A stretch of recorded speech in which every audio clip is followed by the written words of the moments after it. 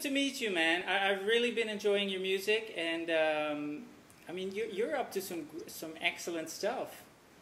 Thank you so much. That's really good to hear, actually, especially from yourself, because you've been supporting me from the beginning, from the first release. So, I was really nervous about what you'd think about Zambezi, if I'm really honest, because it was quite, a change from the Mayday kind of vibe. It was a bit more organic this time around, I suppose, in terms of vocal and stuff. So that means a lot.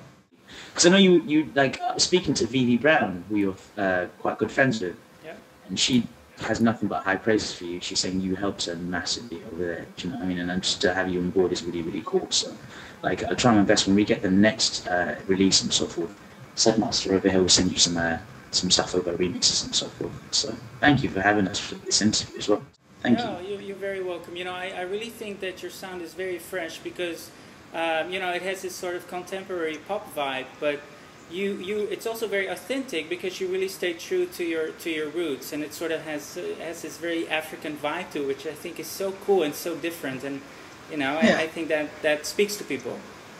Thank you. That's really, really good to hear back that feedback, actually, because that's exactly what I was aiming for. Because I love pop music, and I wanted, when I was producing the record, I thought, I want to keep lots of African kind of vibe in there, but then at the same time, I want it to be something that everybody can access. Yeah. So luckily, the everything that went in the pot came out and created this, and it seems to be working so far. Yeah, yeah. And it's nice yeah, to have yeah. an African doing it for once. Do you know what I mean?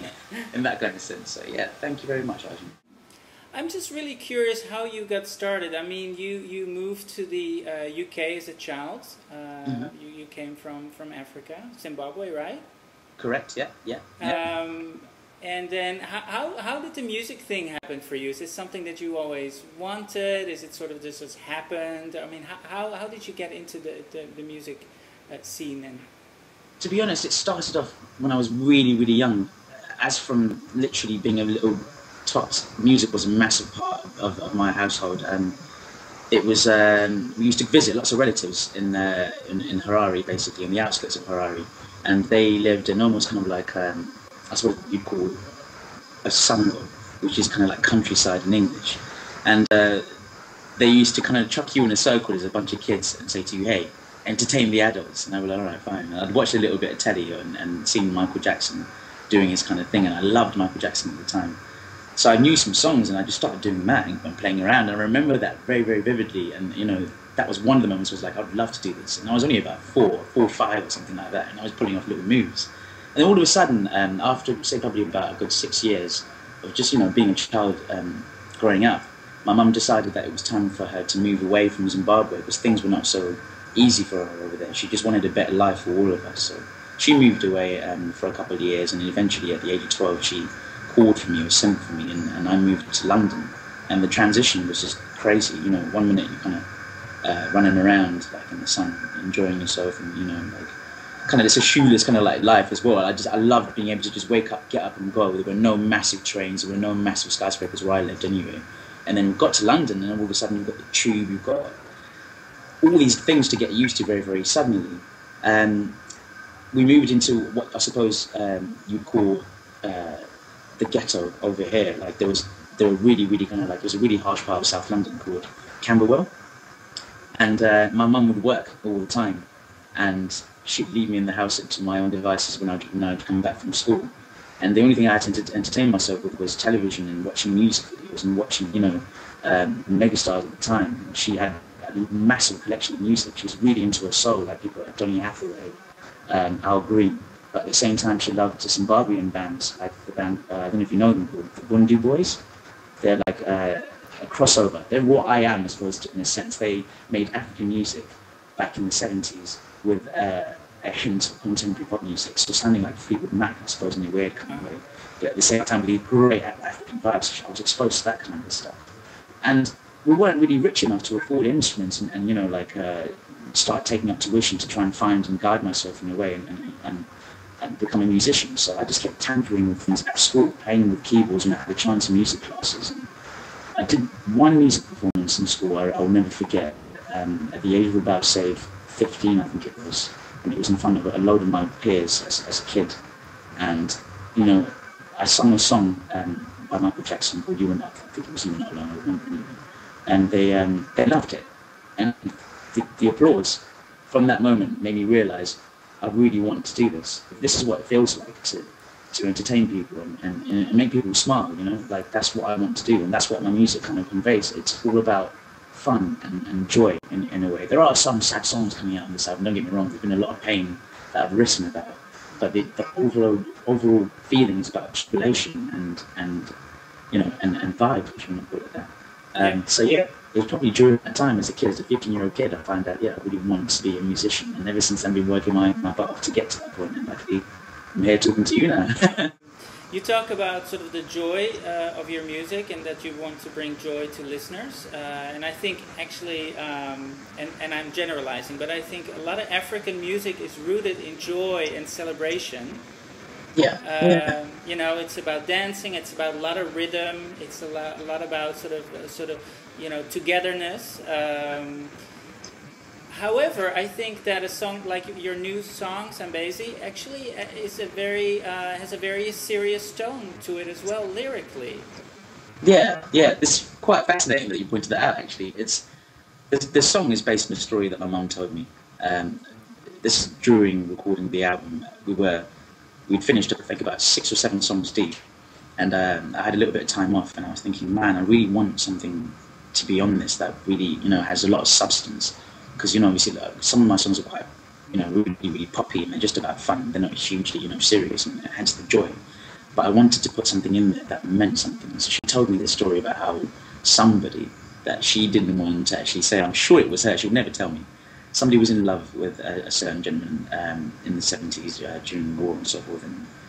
And he was a soldier fighting for the liberation of Rhodesia to become Zimbabwe. And they'd always meet by a certain section of the Zambezi which intersects into Zimbabwe. And they met, they fell in love. He'd always go away to fight, and then eventually one day it got really so bad that it crossed into the town that she lived in. And he managed to get a message to her to say, you know, run, because a bad thing is coming. Don't you dare look back for me, my love, I will come. And he didn't end up actually meeting her in the place they designated to meet, because he died during, you know, fighting for what he believed in. And the story just really moved me, so I literally put that song out in about, I think, 3 hours penning it. It wasn't word for word what she'd said, but it was just the general feeling that it gave me. But at the same time, it has this, you know, things will be okay kind of feeling about it, because it still has that kind of beat that's still kind of like almost, I can't quite put a word in it, but it's almost dreamlike.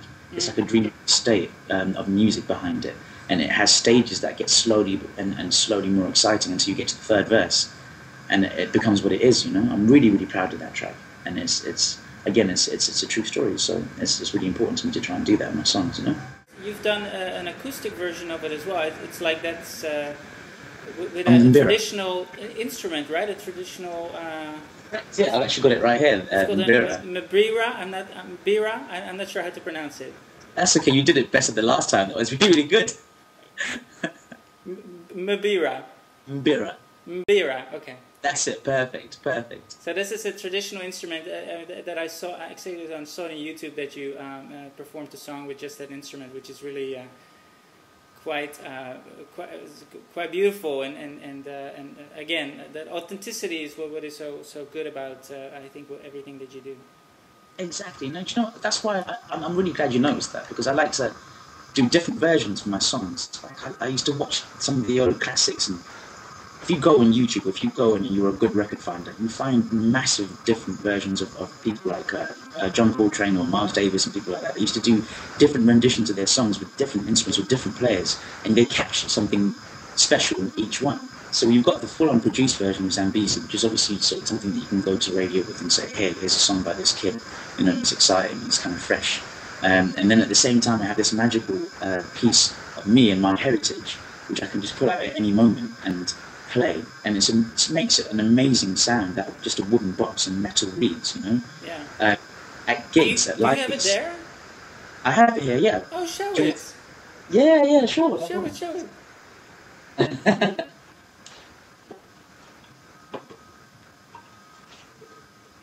Can you see it? Oh, yeah. So give us a little demonstration. Yeah, sure, right.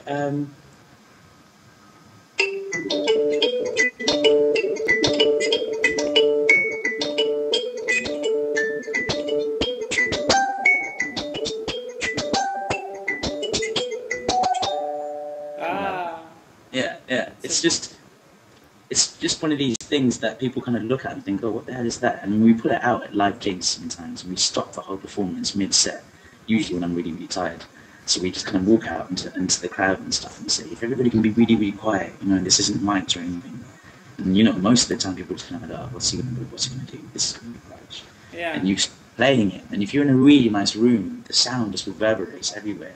And it's like you almost have people in a trance, and I just love playing this. And I'll keep it going for as long as I can, really. I'm actually trying to find a way of making it be, you know, amplified. So we've got a little jack here, kind of like you would on a guitar, installed. So when we come down to see you, actually, we'll do a little performance for you, and you'll see what I mean. But yeah, it's the mirror. It's great. It has such a sort of dreamlike, innocent quality to it. When you hear it, it's like it takes you, you know, it's very nice. I'm sure there's a lot of artists that would love to work with you. Are you working on any collaborations? I am at the moment. I've got these guys called Crookers, who are like a set of international DJ/producers, and they've worked massive. Yeah, they are massive. Wow. Yeah. I'm doing a track with them at the moment. I probably shouldn't have told you that, but it's really exciting because the song that I've been given to kind of work on, I'm actually having a chance to write the lyrics. And sometimes with these kind of collaborations, you get given a song and they say to you, can you just sing it? But the song itself is really emotive, and I really, really like it. So I'm recording that this weekend, and hopefully that should be available to listen to the week afterwards. Thank you. You've been really kind today. Thank you. It's been fun talking to you. Oh, likewise. It was great chatting. I hope we meet soon. Good luck with everything. Thank you so much. Thanks for supporting me. I'll keep in touch with you on Twitter anyway, let you know what's been going on. That sounds good. Thank you. And talk soon. Talk soon. Take care. All right. Bye-bye.